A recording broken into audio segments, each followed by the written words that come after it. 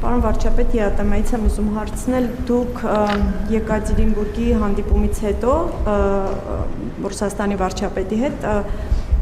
ասացիք, որ դեռ չեք շտաբի գնահատականներ հնչեցնել խնդիրների լուծման հետ կապված, կսպասեք որոշակի պայմանավորվածությունների մասով ինչ ընթացք կստանա գործընթացը։ Անցած շաբաթ դուք ԵԱՏՄ-ում էիք եւ դրանից հետո էլ հայտարարությունները, որ հնչում են Ռուսաստանից առնվազն, այն մասին չեն, որ խնդիրների լուծման հեռանկարը նշмарվում է։ Ինչու չի հաջողվում ի վերջո հասնել խնդիրների լուծմանը, հիմա կարող եք ինչ-որ գնահատականներ տալ ստեղծված իրավիճակին, որովհետև ինչպես տեսնում եք ռուսական կողմից շարունակում են պնդել այդ հանրաքվեի օրակարգը եւ ինչպես եք վերաբերվում նաեւ այն հանգամանքին, որ փոխարտգործնախարարը Ռուսաստանի ասում է, եթե հանրաքվեն չլինի, ըստ էության անդամ պետությունները ինչ որ որոշում կայացնելու խնդրի առաջ կկանգնեն, ձեզ հասկանալի է ինչ որոշում դա կարող է լինել եւ ինչպես է Հայաստանը պատրաստվելու այդ հնարավոր որոշմանը եւ երկաթուղու մասով հարցնեմ դուք ձեր վերջին ճեպազրույցում արված հայտարարությունը որ երկաթուղու կառավարման փոփոխությունը այլընտրանքային օրակարգ չունի ըստ էության արձագանքներ ստացվեց նաեւ ռուսական կողմից կրկին այստեղ մի չգիտեմ, չճշտված կամ անհասկանալի իրավիճակ ստեղծվեց կուզեի պարզաբանեիք վճարների հետ կապված դուք այդ օրը նկատի ունեիք երկաթուղու հետ կապված վճար պետք է Ռուսաստանը տա Հայաստանին, թե իրենք սխալ ընկալեցին ձեր հայտարարությունը այստեղ 200 միլիարդ, հա, թե 2 միլիարդ դոլարի մասին էր խոսքը եւ իրենք դա ընկալեցին, որ երկաթուղու մասով էր, ես կխնդրեի դա պարզաբանեիք եւ դուք նաեւ նախկինում ասել եք, որ հայկական կողմը պետք է գրի առնի։ Լավ, ասեք ես ավարտեմ։ Ելույթ չեմ ունենում։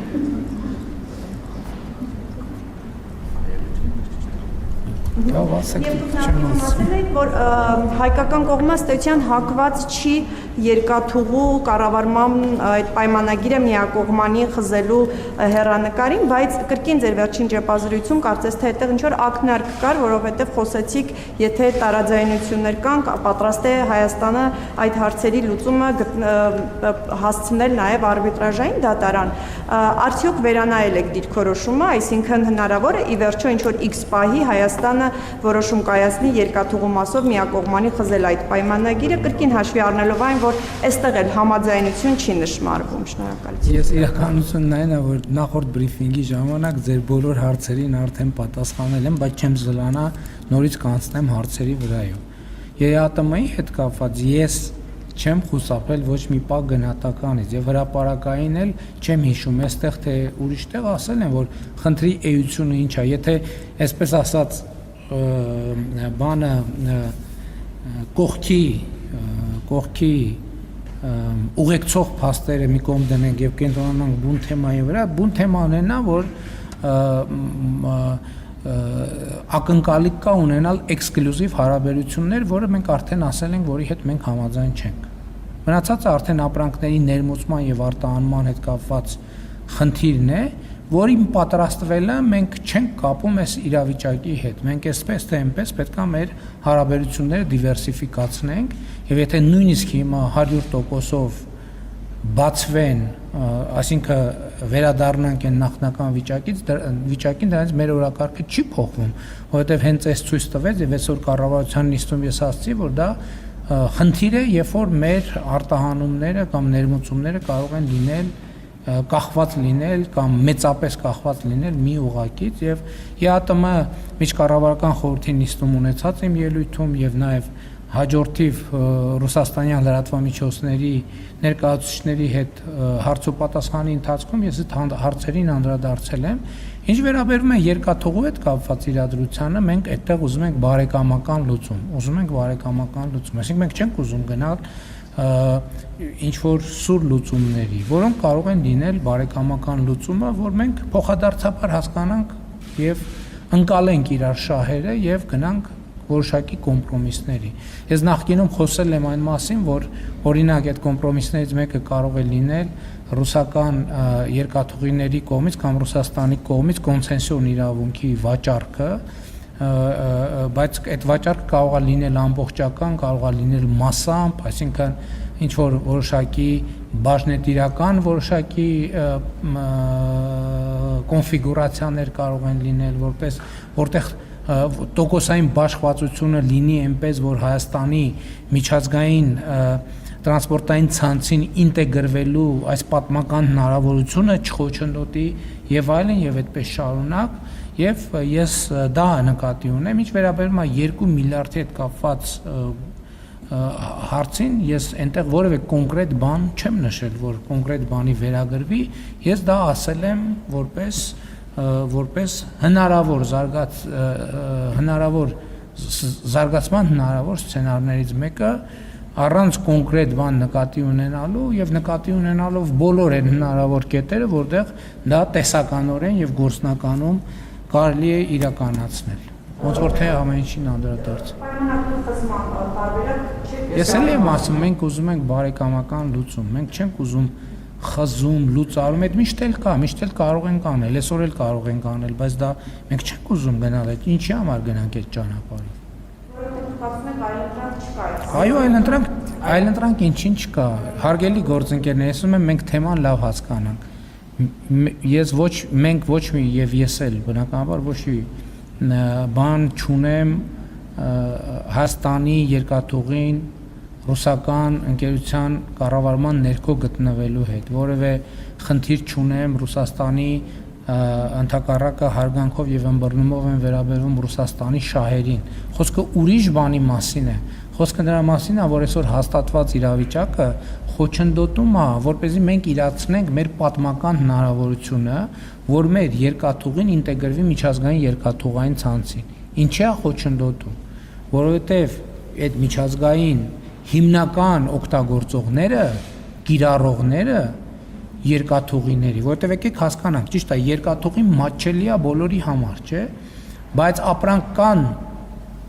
երկրներ եւ երկրների խմբեր, որոնք այդ երկաթուղու օգտագործման ըստ էության հիմնական հետաքրքրված եւ հետեւաբար վճարող եւ ֆինանսավորող ուժերն են, որտեղ երկրների մի մասը շատ ապրանքաշրջանառություն ունի, երկրների մի մասը քիչ ապրանքաշրջանառություն ունի։ Այս մասը պարզ է, ասենք կան երկրներ կամ երկրների խմբեր, ովքեր վճարում են եւ այդ ծառայությունը ստանում են երկաթուղուց օգտվելով։ Հիմա նրանք, ովքեր հիմնական կիրառողներն են եւ օգտվողներն են միջազգային լոգիստիկ ծառայություններից, իրանք մեզ ասում են եւ ակնհայտ է եւ ոչ միայն ասում են բանավոր, այլ մենք տեսնում ենք, օրինակ ներդրումային հետաքրքրություն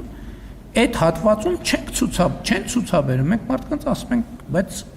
այստեղ հնարավորություններ կան, մենք ենք առաջարկում, իրենք խուսափում են այդ թեմայից։ Եվ մենք արդյունքում հասկանում ենք,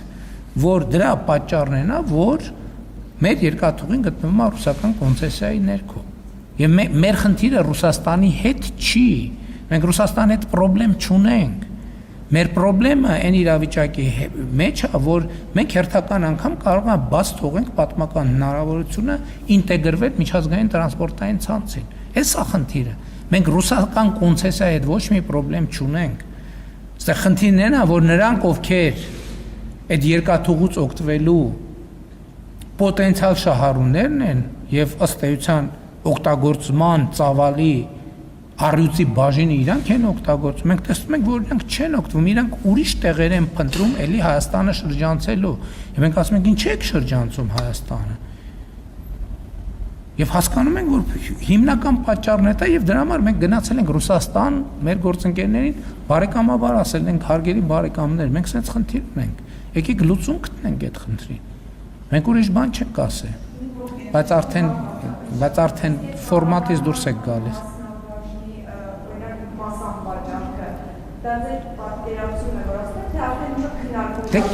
Գիտեք, երբ որ մենք լուծումներ ենք փնտրում, հասկանում եք, երբ որ լուծումներ ենք փնտրում, փորձում ենք ինչ-որ իդեաներ գեներացնել։ Հիմա որ դուք այլ մանրամասների մասին ինձ հարց տաք, ես այդ մանրամասները չեմ կարող պատասխանել, որովհետև չենք հասել այդ մանրամասներին։ Հայեցակարգային մակարդակով նայում ենք ինչ տարբերակներ կան։ Տարբերակ 1՝ ուղղակի պայմանագիրը խզել։ Դա ընդունելի չի մեզ համար, որովհետև բարեկամական չի, իսկ մենք ուզում ենք բարեկամական լուծում։ Բարեկամականը, որ Ռուսաստանի մեր գործընկերները կոնցեսիոն իրավունքը վաճառեն երրորդ կողմին շուկայական նորմալ գնով։ Ընդ որում նաև փորձագետներ կան արդեն գնագոյացում, գներ են ասում, որ օբյեկտիվորեն ինչ կարող է արժենալ դա, որ բավականին ծանրակշիռ գումարը հաշվի առնելով նաև այս ընթացիկ իրավիճակները։ Մենք նայում ենք լավ այդ տարբերակը զգում ենք, որ գուցե Ռուսաստանի գործընկերները այդքան էլ հարմարավետ չի։ Հետո նայում ենք, ասում ենք, իսկ կա տարբերակ, որ իրանց խնդիրն է massամբ լուծի, մեր խնդիրն էլ massամբ լուծի։ Հետո տեսնում ենք, որ փորձագետների հետ էլ ենք չի աշխատում, որ ասում ենք լուծում, մի հատ տեսեք ինչ լուծում կա։ Գալիս են ասում ենք, արա սենց տարբերակը լինի, որովհետև այդ կառավարումը կամ ինչ որ ուրիշ մոդել դրվի, որ ասենք ենթադրենք ինչ որ մի մասնաբաժին պահպանվի, մի մասնաբաժին օտարվի, բայց այնպես որ մնա փոքրամասնության մասնաբաժինը, որովհետև հակառակ դեպքում խնդիրը չի լուծվի։ Մի ուրիշ գաղափար է գալիս, որ լիցենզիան գուցե բաժանվի երկու մասի, որն է, ասենք մենք ունենք հիմա մենք երկաթուղին եւ ենթակառուցվածքը եւ ենթակառուցվածքի օգտագործումը փաթեթ է։ Ասենք օդանավականի դեպքում այդպես չի, որտեղ օդանավականի դեպքում օդանավականի կառավարումը ուրիշ խնդիր է, թռիչքներ իրականացնելու խնդիրը ուրիշ խնդիր է։ Մենք ունենք մի օդանավակայան մի կառավարող, ունենք բազմաթիվ ավիաուղիներ, որոնք այդ բանից օգտվում են, կան այնտեղ ուրիշ ընկերություններ, մի մասը բորդ սնունդ, առևտուր եւ այլ։ Գուցե տենց մոդելները հնարավոր է կիրառել։ Մտածում ենք դրա ուղղությամբ եւ այլն եւ այլն։ Ես նկատի ունեմ, մենք տենց ստատիկ կանգնած չենք, որ մենք այս հայտարարել ենք եւ հայտարարել ենք։ Այսինքն աշխատանք է տեղի ունենում, հասկանանք որտեղ այն կետը, որտեղ մենք կարող ենք այդ բարեկամական լուծում գտնել։